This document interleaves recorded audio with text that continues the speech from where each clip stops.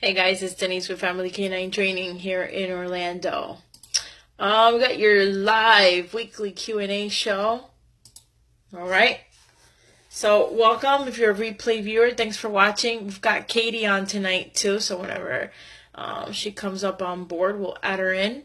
The topic for tonight is habits. So good old habits. We have good habits. We have bad habits. So we don't have to stick to that topic. You can ask us anything, but that's going to be the topic that we're going to start with tonight. So I was trying to go live on the desktop, and that sure as heck didn't work. So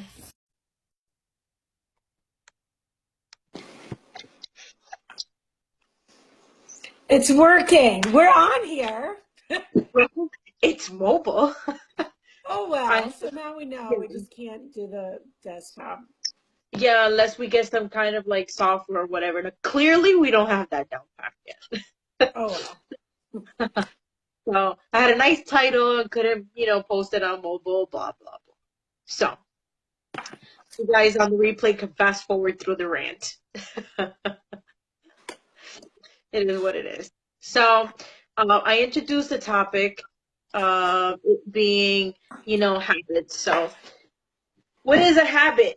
Obviously, something that it's regularly practiced, right? Whether it's good or bad. So it pertains a lot to our dogs because our habits, we tend to impose on them a lot. They live with us, and they've got to go through life with us. So it does affect them quite a bit. Wouldn't you agree? Well, and we can, if we teach them a behavior over and over and over and kind of pattern that, then it becomes a habit for them. And they just do it, default without thinking about it. So just like our habits, you probably don't think about whatever it is that you have as a habit. You don't have to sit down and think about, I'm going to do this. It just happens automatically. So, you know, helping dogs form good habits takes time. And you and I have talked, that's why we do, like a lifestyle change when the dogs go home from board and train. Hey, Elias, how you doing? Um, because it builds a habit. And if the owners do that stuff for a good long amount of time, a certain number of days, the dog will actually form a habit out of it. And, they'll start doing those behaviors without even being told. And that's something that we want. We want our dogs to, um, do that stuff. And maybe we can talk about some of those habits, some of those things that we want to pattern in a dog. Yeah, I like them. I like them waiting for things. So I like to pattern that in. And you see some of the stuff that you do on a daily basis, set in a short amount of time. For example, when we come in from outside, even though I have some play inside the house because obviously we train dogs, so there is some form of play using as a distraction inside the house at times, and the dogs can still go from outside, come inside, and default to a place con. Everybody's like, "Where's my place con?" And that's a habit because it's been patterned, some kind of routine where when we come in, that girl always says place, and everybody goes and looks for a cot. Or even when you talk about routine, is if you're a dog owner or whoever, obviously all of us are dog owners.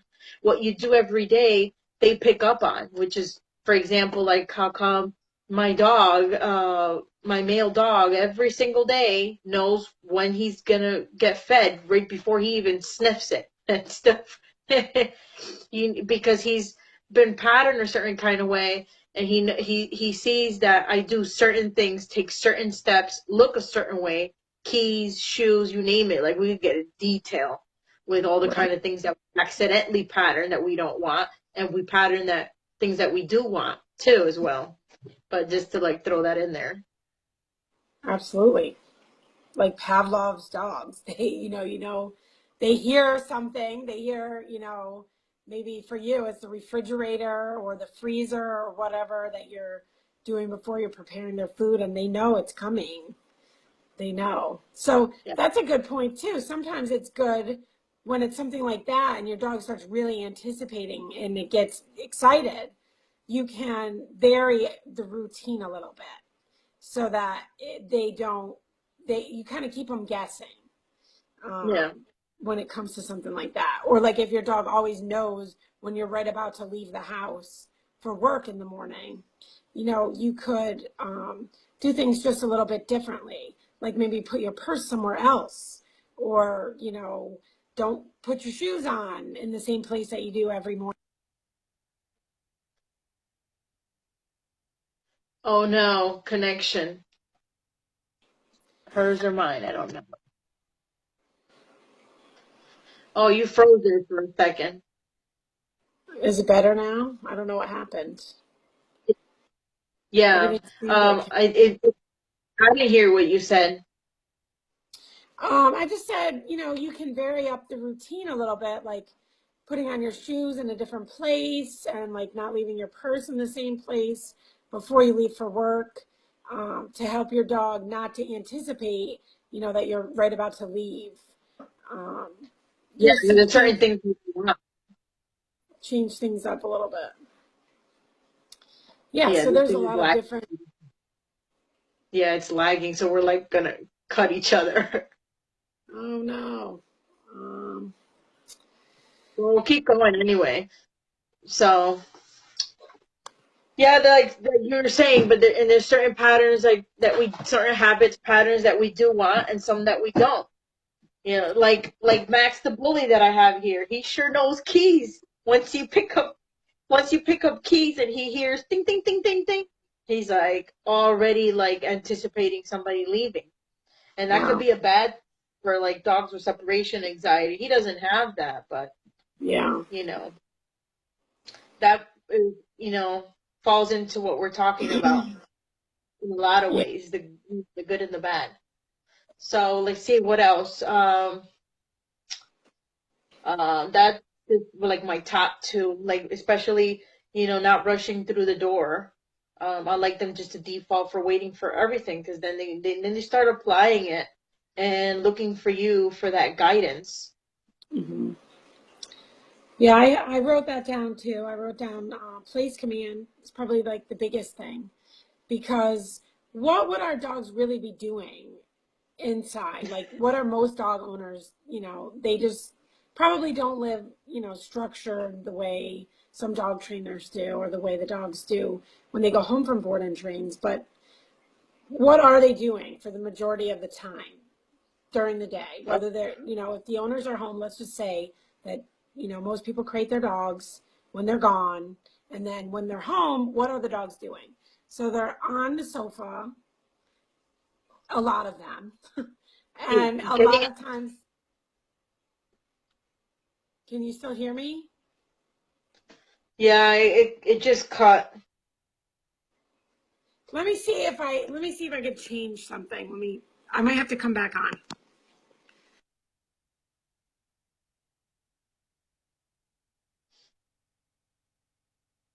So yeah, getting on the sofa, getting into things. We'll just wait till she pops back on. I mean, there. Still there. Let's see if Yeah. this is any better. Okay. So most of the time the dogs are probably on people's furniture.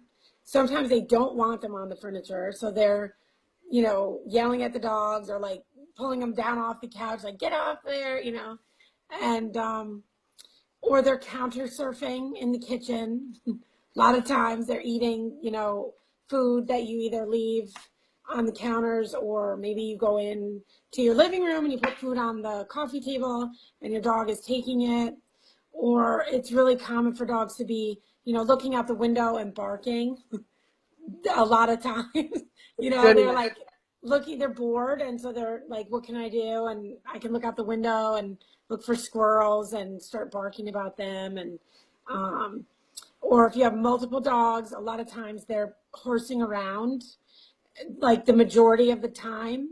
So sometimes, people can't even sit down and like watch a movie because the dogs are like wrestling and making a bunch of noise and, just fooling around. And most people can't stop it. They just deal with it because they can't, there's nothing they can do.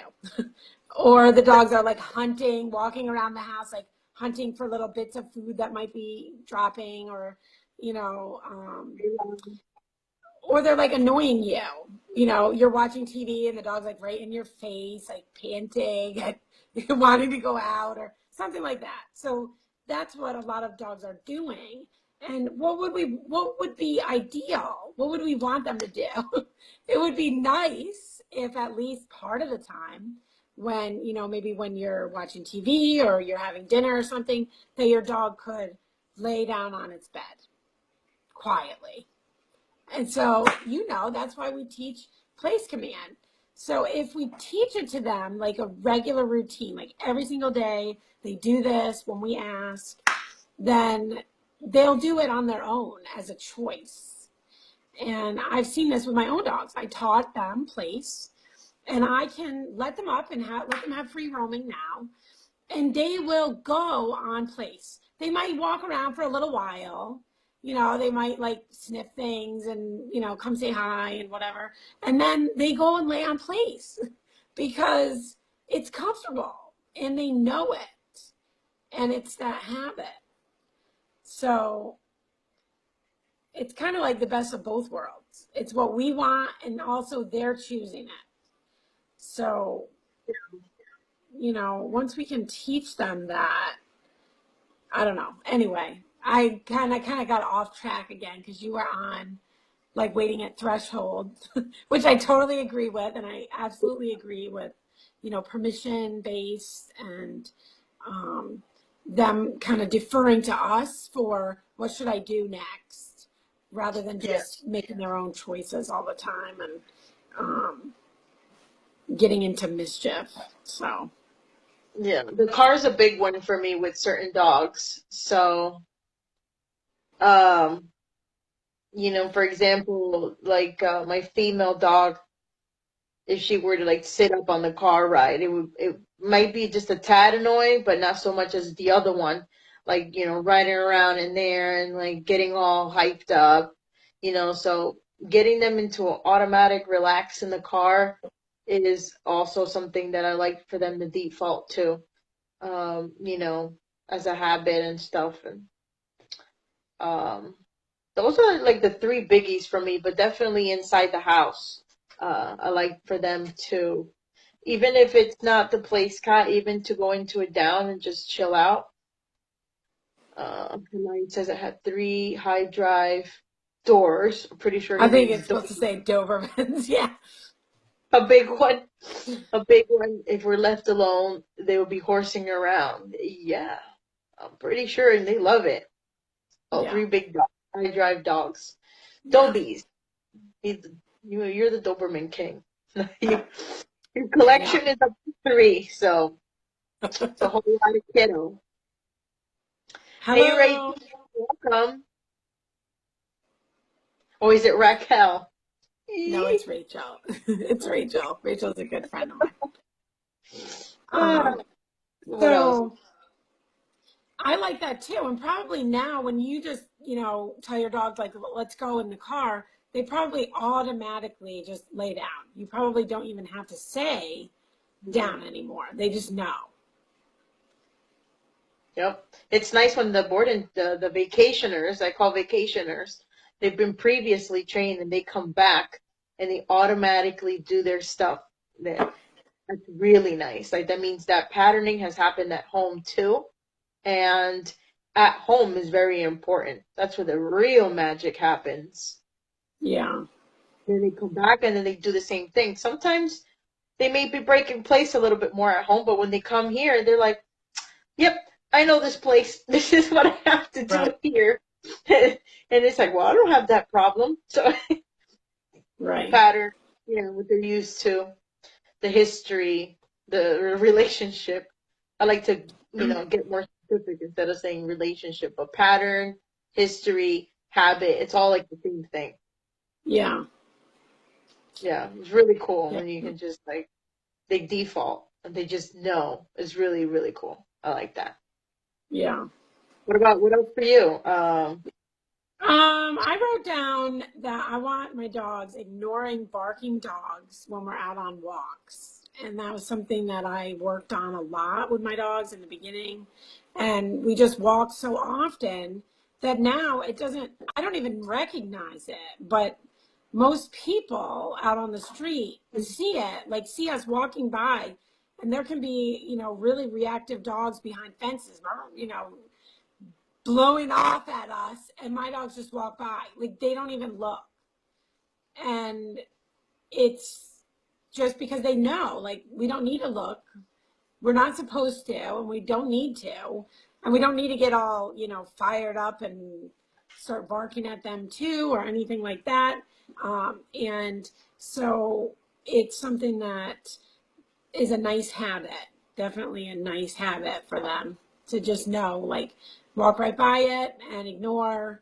And I think it also makes those dogs react less because, we're just ignoring them. So they don't get anything out of it. Sometimes, yeah. Today there was a little one barking at Max. He's the neighborhood like king for that. And Max is like, and he's not reactive. He didn't. Oh, and I like clarify, Max the bully. And we're getting back, and the little Shih Tzu is like that's firing off, and he's just like looking. I'm like, geez, man. And we just he didn't even react to that. He didn't even care. I'm pretty sure that before that would get him excited because he gets very excited when he sees other dogs, especially if they invite him for play. If they like, then he's gonna be like, yeah, what's up? I'm gonna Yeah. play. He's like he's on it. But Uh, nice to see me him make too. good decision. Um, this was our first like real walk. You know, Uh-huh. even though we were like mini walks, this was like long haul. We went on a nice, very long walk early this morning, so it went really good. And all that. Even though I haven't had an opportunity to pattern, when I say no, he's already been patterned to follow what I say. So if it's no heel, well, I understand that. So no heel. Yeah. So even though Yeah. we haven't technically, that's a Hmm. pattern right there. Yeah. So let's see. Angelica, I'm trying to get Lola to stop counter surfing. Oh, Lola's coming in May. The golden retriever. She's eaten a couple of my dinners already. How do you ladies work on getting them out of that habit? Reward her when she gets down. Well, that might be a little tricky because you might be rewarding her for jumping on the counter. Us, for example, we teach them on a lot of boundary, and when we teach them a lot of, I do. Maybe Katie will put her input on it, but I teach them a lot of boundary at first. And so let's say she's like running out the door counter surfing, I'm most likely going to work that boundary around those areas where she has issue. However, eventually, when she understands like the tools that I'm using, then there's a consequence for like jumping on the counter because that is dangerous. Like eating your dinner, she can eat a cooked bone, and the girl can get like a perforated stomach. You don't want that. It's going to cost you a lot of money to get into surgery. Charlie just had surgery for eating a rock. Mhm. So it's kind of like we find what works. Sometimes those pet correctors work. That blows the air on that. Sometimes just a good prong collar correction will work on that. But that's really dangerous. Once the dog, they once they learn boundaries, they make pretty good choices after that. So I don't go swinging on that right off the bat is what I'm trying to say. But eventually, like once that dog is at a certain point in their training, I will set that up and see if they do it. I've had dogs not do it who are major counter surfers, and Mhm. I'm like, I think I let the camera roll for 10 minutes on Winter, that German Shepherd. and put it here on Facebook, let it roll. Like I put salami, you name it, on top of the counter. Never touched it once. Mm-hmm. Nala didn't either. Big counter surfer. So, you know, I believe when she went home, she may have tried it once and got an e-collar correction for that. Never did it again. I'm referring to Winter. So it just depends on how you handle it, and don't let that, happen again, obviously. But she can get really hurt. Uh, if she eats something she's not supposed to. A grape can kill her. A couple grapes, maybe. I forget the amount, but those are dangerous. A cooked bone, very dangerous. You got any Yeah. input on that, And my even, friend?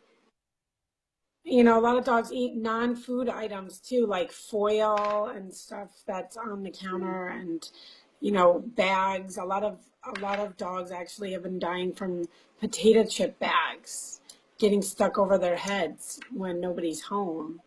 And it Yeah, doesn't take that long for, needs to. Did she write something else? No, I didn't see anything else. yeah, it's really, you want to, like, nobody likes the word, but you want to punish that behavior. So Yeah, it's not something we want our dog ever doing again. And you want to punish them for jumping up and starting to eat something off the counter. But then you also want to teach them an alternate behavior. So like Denise was saying, if you teach them something like place command, then when you're in a different room, your dog has a job. So they're not just wandering around like looking for the right. next thing to get into. And, I think it's also partly our responsibility if you have dogs to kind of, I don't want to say like totally baby proof the house, but don't leave stuff that's like really tempting right there for them if you know your dog has a problem. I don't want to do that unless I set them up. If I'm going to leave the room and I know that I'm not going to be right there watching, then, be smart and put stuff away. But if you want to set them up so that you can catch them in the act and correct them, then obviously, set it up, leave it out. Um, but, there's a million ways too. If you don't have like e-collar or something like that, you could do a can with pennies in it and, that really loud noise, or like an air horn from another room. Or there's a lot of different ways that you can, come up with a solution to stop a dog from doing that. Um, you don't want to be right there because you want your dog to not associate the punishment with you at all. So if you can be in another room, it's better. But e-collar, of course, is like the best tool for it because it has nothing to do with us. We're totally in the other room. We can be on a camera and watching the dog and just correct them for getting up on the counter. Um, but These trolls are gonna try me today with the damn angry faces. Oh well. Maybe it was an error. But maybe. yeah, that's the gist of it. Angelica, and if you're she's so young, yet still, but if she's not gonna be like under your immediate supervision, I would definitely put her up somewhere where she's safe, like her kennel. If you just want to avoid all that and you're not sure on how to, like address it and correct it, definitely, put her away and avoid it, or the stuff away, or her. I think you said she was chewing on stuff and everything. She's a young pup, so she's gonna be tempted to do it for sure. She's not gonna pass up on yummy food, especially if she's gotten a couple of rewards out of it. That's like high value. That's worth it. A few dinners, that's worth it. So, where were we before that one with the habits? I forgot. I think I talked about Max. I don't remember. Yeah, I think we left off on Max.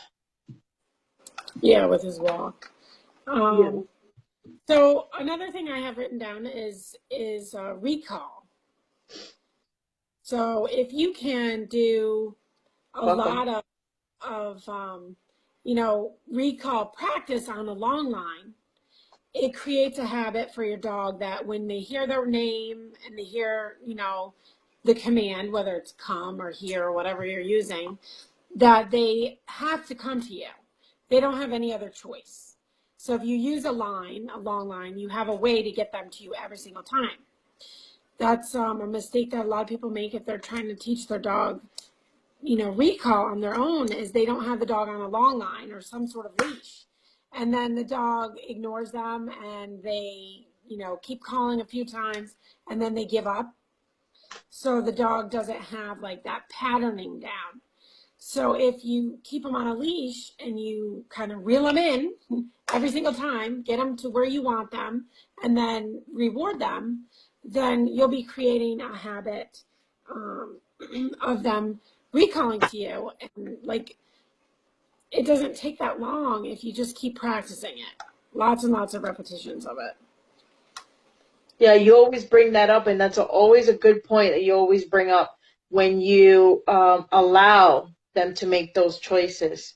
It's kind of like, oh, they get away with it, and people are like, "Come here, Fluffy, come here, Fluffy," and then just like, Right. oh, Fluffy just doesn't know Right. how to come here. Right.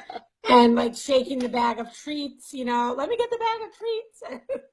And Right here, pumping those likes. I love it. Hey, Josh.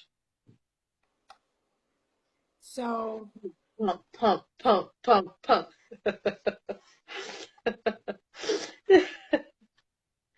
uh, what else? You got anything else? pump, pump, pump. Any See, other Elias says he loves that you said to leave the long line on. Yeah, she's really good at even reminding me. She's like, "Well, you hit the long line on."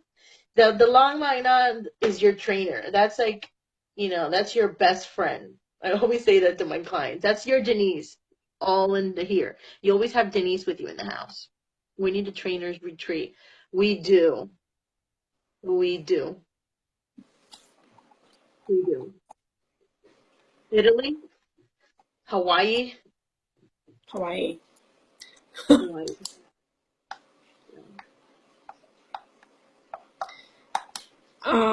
So long line recalls. What other habits can we create for our dogs? Anybody else have any ideas? Um, I'd say like when I think about this, I think about it as like what do you do on a daily basis, as a routine. So usually people are like they get up, they let their dogs out. Most of them are not in kennels, but I make them like wait as a habit. Again, I stick to that waiting is a big deal. So I don't create that as soon as I get home, like I attend to the dog. The moment that it's the dog, creating that like Yeah. yeah. Not going crazy at the doorbell. So when the doorbell rings, the dog has something else to do. Oh, he's saying doorbell go to place. So yeah, you can make that. Yeah, So you when can your make dog that hears the too. sound of the doorbell. Yeah. My dogs are quiet in whatever they're doing with the doorbell. They don't run um towards the door. They just were never allowed to. So I guess you can make it to where they automatically, if they are, I guess he's saying if they are loose in the house, not in a command, for them to go into place, right? Mm-hmm. Laying down to greet people and kids. Oh yeah, that's a good one. Yeah. Going into an automatic down to greet people or kids. That's a good one. And you guys, that's Ryan Thomas with Practical Canine, and then Elias is in California, Structured Canine Training. In case you guys wanted to check them out and look at their stuff, these are people who've been in the game for a while, know what they're talking about clearly. So go follow them, check out their page. Let's see. I mostly target that indoor stuff because nobody's got control of their dogs inside the house. That's Yeah. a huge thing. They go totally bonkers. So yeah, doorbells is a big one. Um, you know, clearly an easy way to create reactivity. They're like the guards of the house, and they're not only alerting, but they're firing off, and it's like nonstop. Yeah. So if you do the opposite, your dog's gonna realize like you've got that under control. It's all about what you want. If you like that craziness and yeah, that and redirection, then they're gonna do that stuff on the leash too. That's half of the clients right there. All dogs, with doing reactions on the leash, which is what we call reactivity. It's a reaction. The dog is reacting to whatever. They see a person, grr or bark. They see a dog, grr or bark. And it doesn't mean anything. It doesn't mean that they're aggressive. It just means like, oh, I see a dog. And Yeah. form a habit. They do it, do it, do it, do it. That's it. That's what they do. They in their mind, they take care of business. So that's a habit. Yeah. That's a bad. We've got good and bad. So we've mostly named bad. Let's see. Other good habits. Wait, like again, deep waiting for food. I like that. That's a big one too for me. Do you talk about teaching alternative behaviors like focus, incompatible behaviors? At the top of the broadcast, Katie was, well, no, she just told one of the girls that had a counter surfing question. She said to teach an alternate behavior instead of, the counter surfing. And then we were talking about like teaching a boundary like place or something. So focus instead of react. To teach that as a habit instead of react. Right. With like the dog's name, Ryan, or with like another cue. Let's get specific. Basically, the dog can't do two things at once. It's either focused on you or reacting. Right. Or focused like in staying into a heel, you mean? Or you want that dog like to clearly look up at you for direction each and every time. Like that? Oh, now we're talking French. Que? Cute. Oh, cute. Yeah. So, like I had Aussie here a couple weeks ago, and he was reactive. So I would correct his reactivity, but then, if I could get some eye contact from him, then I would reward him. And I didn't do it with really a cue. I would just make some sort of noise, like to try to get his attention. But I didn't do like, look or something like that. I didn't say a command. Um, but yeah, you want the dog to eventually just start doing that, like start making eye contact with you instead of reacting. And that could be considered a habit too. Like, they see something that used to terrify them, and now instead they look at you and get the reward. So, Yeah, for sure. but You got um, anything, Katie? I mean, it sounds like we got a good little list of stuff. yeah. The only other thing I had on my list was sleeping in the crate. I like to make that a habit for dogs, even older dogs. So not just, dogs that are housebreaking and that kind of stuff. I actually want dogs to sleep in the crate for, years. And it doesn't have to be every night, but it's a good idea to have that as a habit that they're used to doing because when dogs, you never know what's going to happen. Like if you travel, a lot of times um, you might need to put your dog in a kennel. And when they get older, they also have medical problems, and a lot of times need to be crated if they've had like a surgery or something. And so it's a good idea if they're used to it and they know to just go there and go to sleep, then they won't be panicking. Because a lot of people, if they haven't crated their dog since it was a puppy, and then it ends up having medical problems when it's like 12 years old, Yep. then the dog is having major anxiety on top of, being ill. or recovering from a surgery or whatever. So it's a good idea to make the crate and, sleeping in the crate a habit for your dog, no matter what age it is. So, The famous question, when can I stop using the kennel? Yeah, you want to always implement that kennel. That's a good one, Katie. yeah. Good one. So, I mean, even like if you teach your dog to sleep on a dog bed, like next to your bed, it's still not the same. They can get up and they can move around, and if they really have to be on confinement for a medical issue or something, it's not going to be the same. And if you have to put them in a crate, it's not, you don't want to be dealing with the anxiety then. So, Totally. I dig it. Got to give you the credit because you came up with that topic. Awesome topic. Not my idea. Totally Katie's. All right, you guys. That's Katie with Begging for Balance. Check her out on Facebook.